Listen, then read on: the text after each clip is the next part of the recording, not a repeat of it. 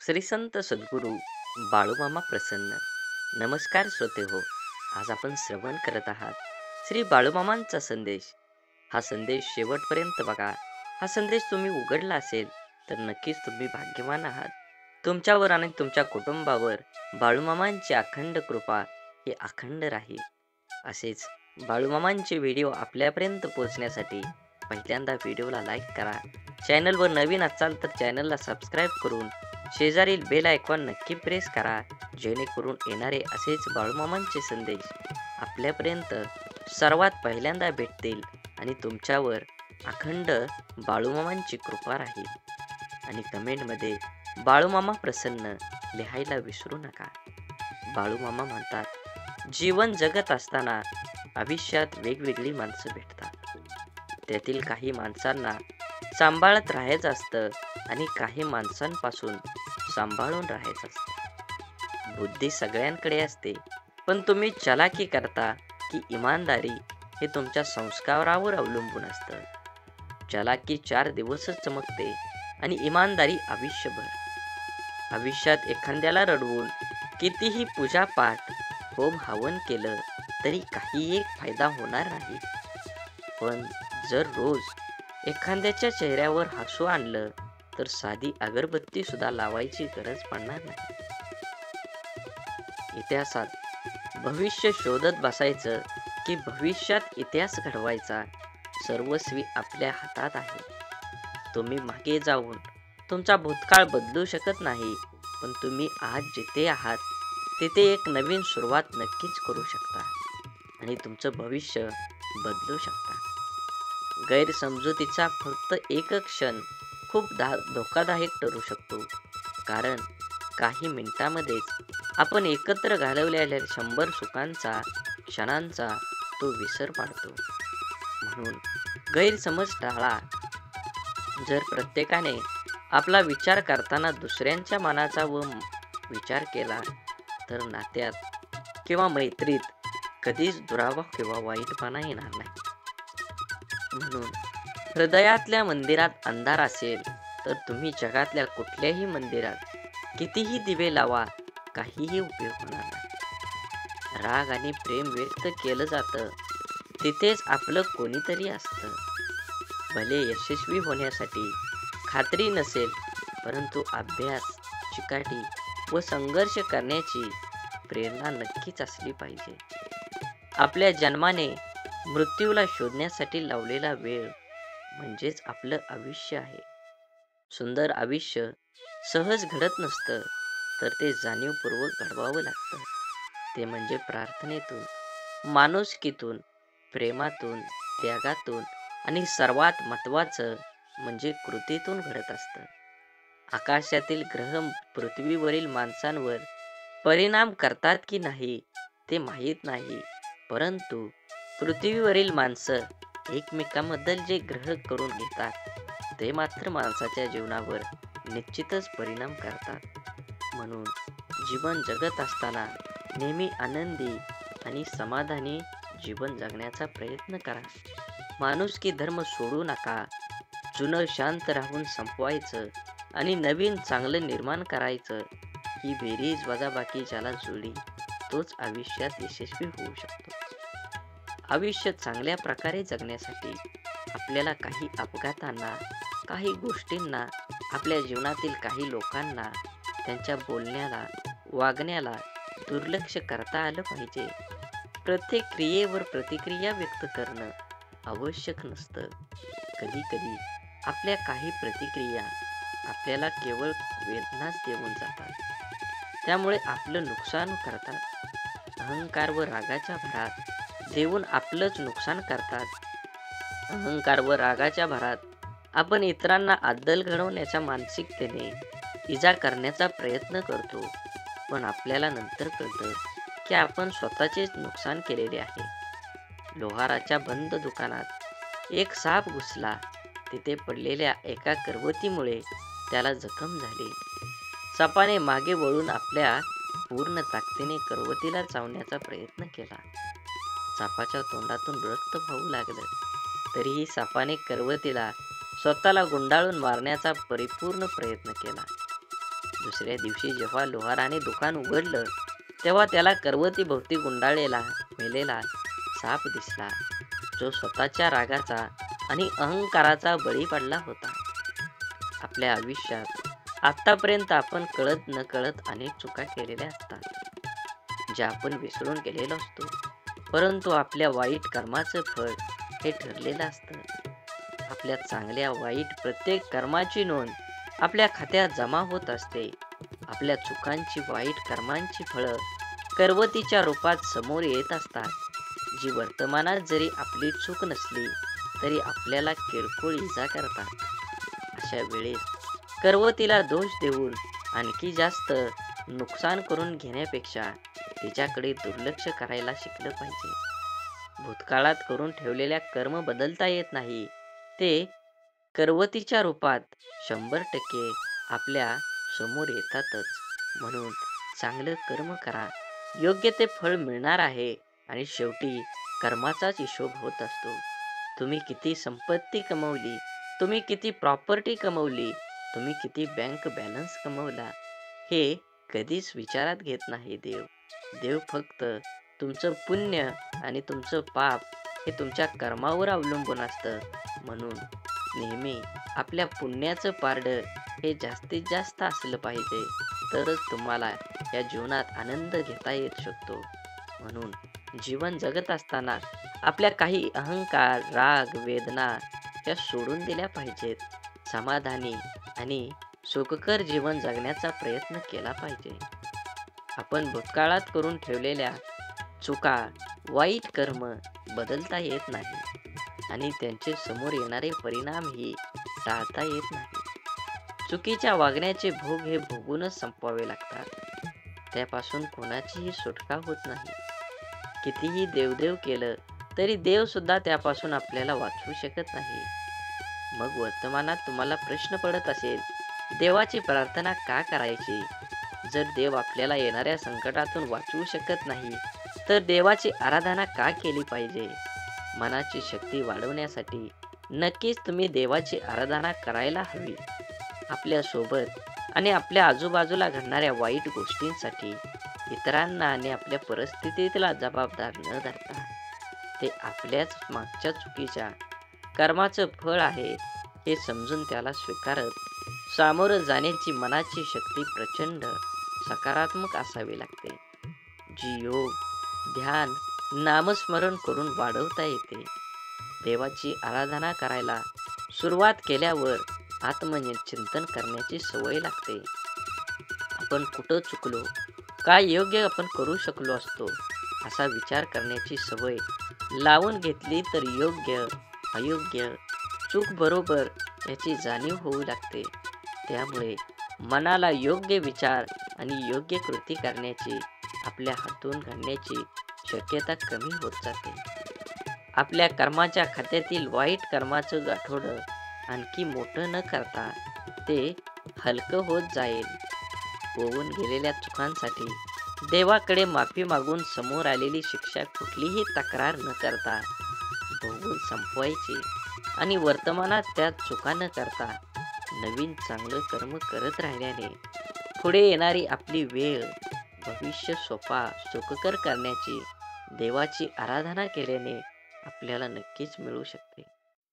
आभार व्यक्त केल्याने चांगल्या गोष्टी जीवनात आकर्षित होतात आणि टिकून राहतात. जीवनात मिळालेल्या प्रत्येक गोष्टीचे आभार व्यक्त केले पाहिजेत. आपले आई वडील, भाऊ बहीण, जोडीदार, मित्र, मैत्रिणी, मुलं, नातेवाईक, आपलं घर, आपलं व्यवसाय, आपली गाडी, अशा प्रत्येक गोष्टीचे, आपल्या जीवनातील प्रत्येक व्यक्तीचे आभार व्यक्त केल्याने सकारात्मकता वाढण्यास सुरुवात होते. जास्तीत जास्त 5 मिनिटात आपण मिळालेल्या सर्व गोष्टींचे आभार व्यक्त करू शकतो. त्यानंतर दिवसभर आपल्याला काय करायचं आहे याची नोंद देण्यास सुरुवात केली पाहिजे. सुरुवातीला काय लिहावे सुचत नाही, त्यामुळे सर्वप्रथम तारीख टाकून किती वाजता आपण उठलो हे रोज लिहून ठेवण्याची सवय स्वतःला लावली पाहिजे. जमेल तसं दिवसभराचं नियोजन, महत्त्वाच्या कामांची यादी, खाण्याची, झोपण्याची वेळ निश्चित करून लिहून ठेवावी. सुरुवातीला अगदी ठरवल्याप्रमाणे सर्व गोष्टी होत नाहीत.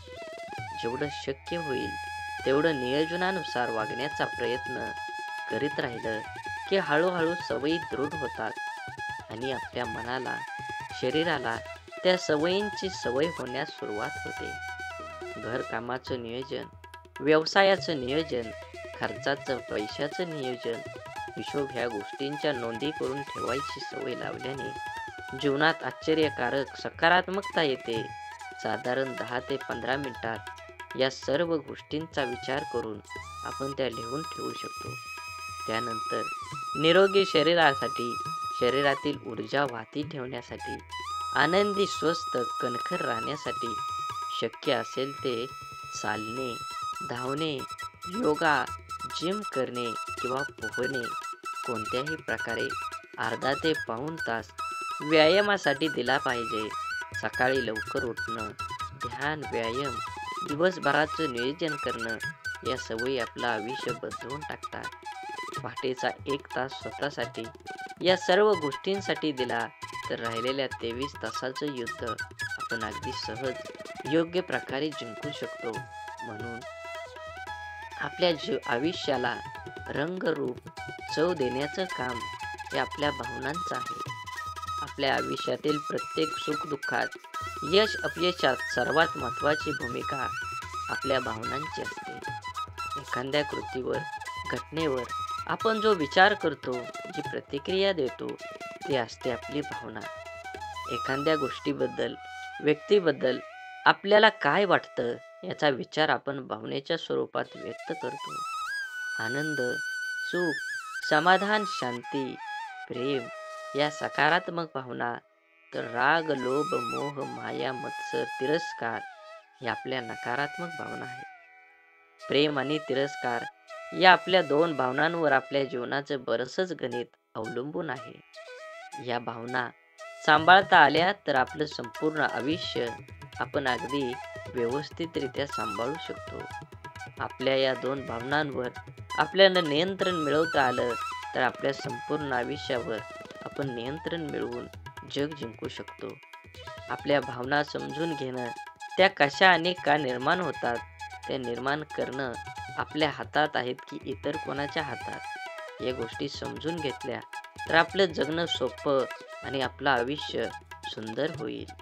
म्हणून नेहमीच आपल्या भावनांच्या आहारी जाऊन त्याचे गुलाम न बनता आपल्या भावनांवर विजय मिळवण्याचे सामर्थ्य आपल्या जवळ असायला हवं. भावनांच्या आहारी जाणारे लोक व्यसनाधीन होतात आणि भावनांवर नियंत्रण मिळवणारे लोक जीवनात प्रत्येक क्षेत्रात यशस्वी होतात. स्वतःच्या मनात जे काही चालू आहे ते ओळखता येणं, ते स्वीकारता येणं, हे जर आपल्याला जमलं, आपले आतले जग जर आपण ओळखून असू तरच आपल्या भावनांचं स्वरूप आपल्या लक्षात येतं. प्रत्येक व्यक्तीच्या मनात भावनिक गोंधळ चालू असतो. जीवनातील अनेक निर्णय हे भावनेच्या भरात आपण घेत असतो आणि नंतर पश्चातापाचे क्षण वाट्याला येतात. जीवनातील पश्चातापाचे क्षण टाळण्यासाठी भावनेला बुद्धीची जोड असली पाहिजे. महाभारतातील कर्णाचे उदाहरण घेतलं तर ब्रह्मदेवाला माहीत होतं की कर्ण हा भावनिक आहे. त्यामुळे कर्णाला भावनिक करून ब्रह्मदेवाने त्याची कवच कुंडलं मागून घेतली.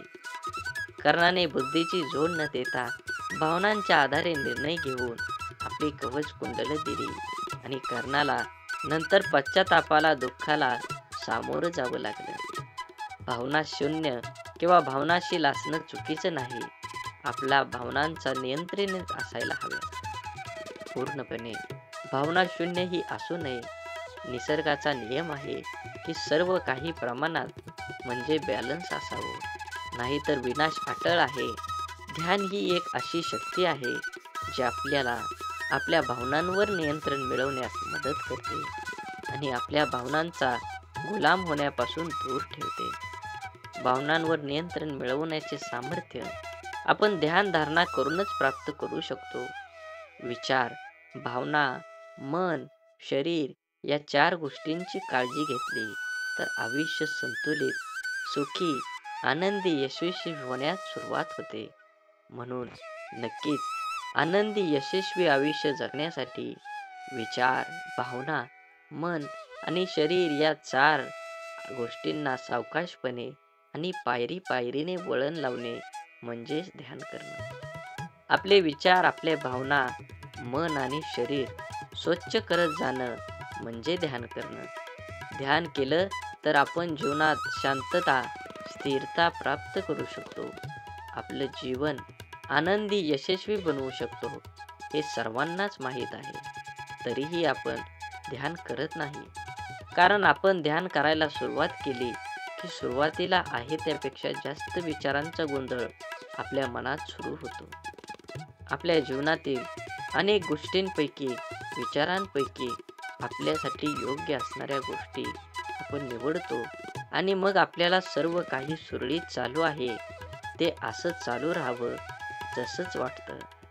पण अचानक आपल्याकडून घडून गेलेल्या गोष्टींच्या चुकीचे परिणाम आपल्या समोर येतात आणि आपण गोंधळून जातो. सुरळीत सुरू असलेल्या आयुष्यात परत अडथळा निर्माण होतो. ध्यानाने काही फरक पडत नाही या निष्कावर आपण पोचतो आणि ध्यान करायचा विचार सोडून देतो. ध्यानाबद्दल स्वामी विवेकानंद म्हणतात, ज्याप्रमाणे आपण वर्षानुवर्षे धूळ खात पडलेल्या एखादं भांडं स्वच्छ करायला घेतल्यावर त्यातून पहिले गढूळ आणि घाणेरडे पाणीच बाहेर येतं. त्या भांड्यावरची पूर्ण धूळ निघून गेल्यानंतर स्वच्छ व निर्मळ पाणी येण्यास सुरुवात होते. त्याचप्रमाणे आपल्याला अनेक जन्मांच्या चुकाची फुटे साठलेली असतात. ती समोर यायला लागतात. त्याचा स्वीकार करणं ही आपल्या मनाच्या स्वच्छतेची पहिली पायरी आहे. जेव्हा त्या भांड्याप्रमाणे आपले मन स्वच्छ, निर्मळ होण्यास सुरुवात होईल, तेव्हा सुरुवातीला आपण खूप गोंधळून जाईल. त्याचा त्रास होईल. म्हणून पहिल्यांदा सुरुवात केली पाहिजे. मनाला स्वच्छ व निर्मळ आणि शरीराला सशक्त मिळदार बनवणं कठीण नक्कीच आहे, पण शक्य मात्र अजिबात नाही. आपण जेव्हा ध्यानाला सुरुवात करतो, आपल्या वागण्यात, विचारण्यात, खाण्यापिण्यात बदल होतो. तेव्हा या बदलाचा आपल्यावर प्रचंड त्रास होतो. कारण आपलं शरीर व मन अचानक कोणतेही बदल स्वीकारत नाही. ज्याप्रमाणे आपण जिम लावल्यावर व्यायामाला सुरुवात केल्यानंतर सुरुवातीच्या काही दिवसात आपल्या तब्येतीतील वजनात फारसा फरक पडत नाही, परंतु उलट प्रचंड अंग दुखून येतं. पण जर रोज नियमितपणे व्यायाम सुरू ठेवला तर 3-4 महिन्याने हळूहळू फरक दिसून यायला लागतो. ध्यानाच्या बाबतीतही असंच घडतं. ध्यान करायला सुरुवात केल्यानंतर विचारांचा प्रचंड गोंधळ डोक्यात, मनात कल्लोळ करण्यास सुरुवात होते. डोक्यात येणाऱ्या असंख्य विचारातून योग्य विचार मिळवणे आणि त्यावर स्थिर होण्यासाठी स्वतःला काही वेळ द्यावा लागतो. सुरुवातीचा कितीही गोंधळ झाला, त्रास झाला तरी तळमळ आणि नियमितता असेल तर मनाला स्वच्छ आणि निर्मळ बनवणं शक्य आहे. ध्यानामुळे होणारी प्राप्ती ही हळूहळू होते, पण ती प्रचंड मोठी असते. त्यासाठी नियमित सराव अत्यंत आवश्यक आहे आणि ध्यान लागेल किंवा लागणार नाही याची काळजी आपण करायची नाही. आपल्या इष्ट देवतेवर ही कामगिरी सोपवून द्यायची. आपला ज्या देवावर विश्वास असेल, मग ती मूर्ती असो किंवा आपण मनात असलेली शक्ती असो, त्यावर भार सोपवून आपण फक्त नियमित ध्यानाला बसायचा सराव करायला हवा.